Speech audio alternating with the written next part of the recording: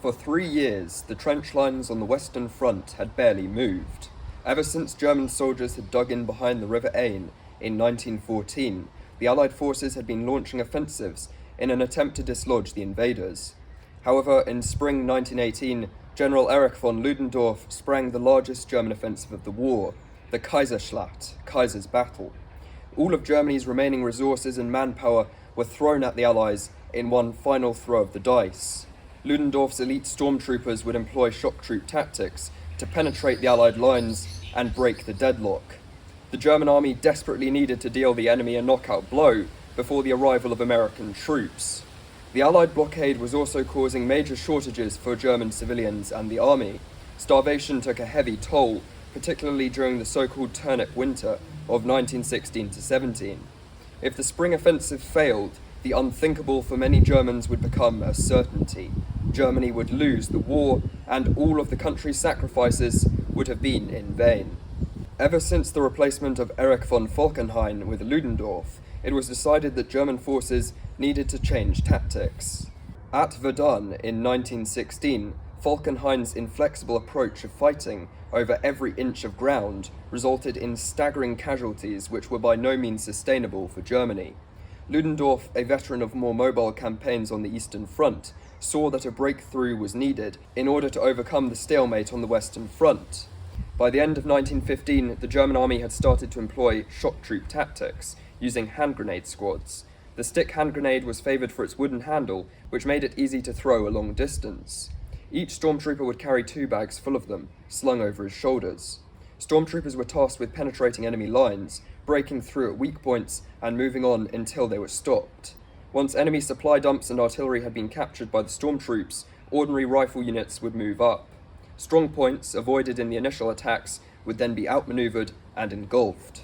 The stormtroopers were equipped with a number of experimental weapons. One of these was the flamethrower, which was particularly effective against soldiers in pillboxes and dugouts. It was actually the suffocating black smoke, rather than the jet of fire, which was the greatest danger to those facing the flamethrower. Officers carried semi-automatic pistols, such as the Mauser C-96, and stormtroopers made great use of hand-to-hand weapons. Daggers and homemade clubs were far superior to the traditional rifle and bayonet for close quarters combat in the trenches. The first ever submachine gun, the MP-18, was also used by stormtroopers during the spring offensive. However, while these specialized weapons helped with the business of clearing out trenches, artillery was the most important factor in achieving a successful breakthrough. Firstly, an opening bombardment in the early morning would silence the enemy's artillery, obliterate their trenches, and hinder their communications.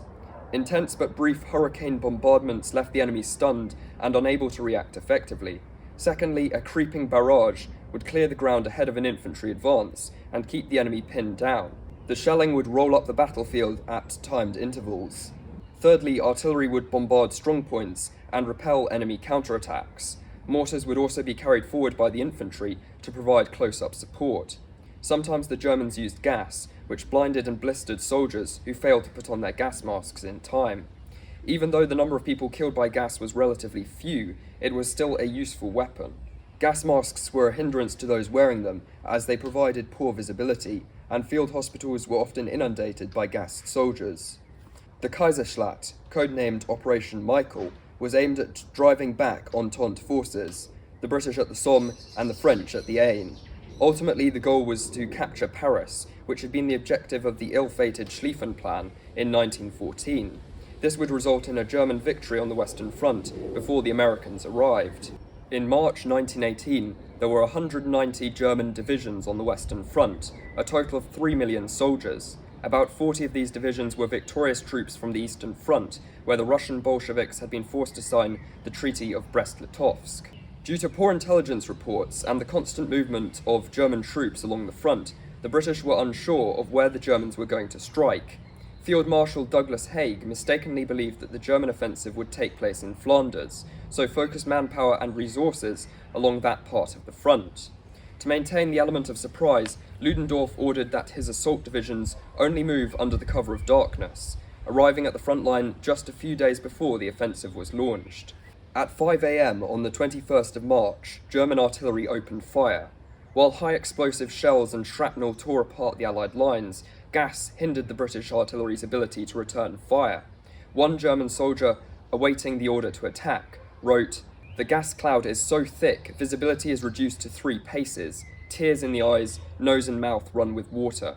Ernst Yünger, a lieutenant in the 73rd Hanoverian Fusiliers, claimed that the gigantic roaring of the innumerable guns behind us was so atrocious that even the greatest of the battles we had experienced seemed like a tea party by comparison.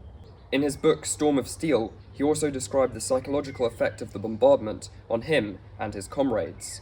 Prussians and Bavarians, officers and men, were all overwhelmed by the elemental force of the firestorm, and all were impatient to go over the top at 9:40. Thanks to the ferocity of the opening bombardment, the German stormtroops who charged into no man's land initially faced little resistance. The British artillery had been silenced, and the frontline trenches were blown to hell. German stormtroopers emerged from the gas clouds and morning mist, swiftly overrunning what remained of the enemy positions. Ernst Yünger recalled, "The shredded wire entanglements provided no obstacle at all, and we cleared the first trench, barely recognizable as such, in a single bound." Following behind the spearhead units were troops with heavier equipment, such as flamethrowers, machine guns, and field artillery. Their job was to clean up after the stormtroopers, targeting strongpoints which had been intentionally avoided. Meanwhile, engineers built fortifications that would help to repulse counterattacks, which included British tanks. On the first day alone, German troops made penetrations over 4 miles deep and captured over 20,000 British soldiers. However, the offensive was no walkover, as British troops put up a fierce resistance. Notably, a British regiment defending Manchester Hill fought to the last man. German troops successfully crossed the Somme and Aisne, steadily driving back the Allied forces. Tens of thousands of prisoners were taken by the Germans. The situation looked so dire for the British and French that US President Wilson authorized the premature use of American troops already stationed in France. However, soon it was clear that Ludendorff had bitten off more than he could chew. Without sufficient cavalry or vehicles for him to pursue the retreating Allied troops effectively, it was impossible to annihilate them. In addition to this, German supply lines were completely overstretched, which resulted in fatal delays as German troops looted what the Allies had left behind. Meanwhile, British and French reinforcements flocked to the defence of Amiens, a town of huge strategic importance, which was out of the Germans' reach. German morale was also wavering, as the Allies' overwhelming material superiority dawned on them. By the end of spring, with Allied forces constructing new defensive lines, the offensive had come to a grinding halt. The Kaiserschlacht ended in bitter disappointment for Germany.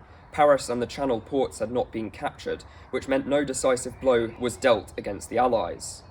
German troops were exhausted, and the irreplaceable stormtroops had been decimated. The spring offensive left the German army fatally weak and unable to hold out against the subsequent 100 Days offensive. This would see the Allies, now with American support, recapture all of the ground taken by the Germans and breach the Hindenburg Line in September 1918. However, the spring offensive was undoubtedly an impressive feat of arms. In some places, the Germans had advanced nearly 40 miles, and a total of 1,200 square miles of territory had been captured. Ludendorff had ended static warfare on the Western Front and ushered in a new phase of mobile, open warfare.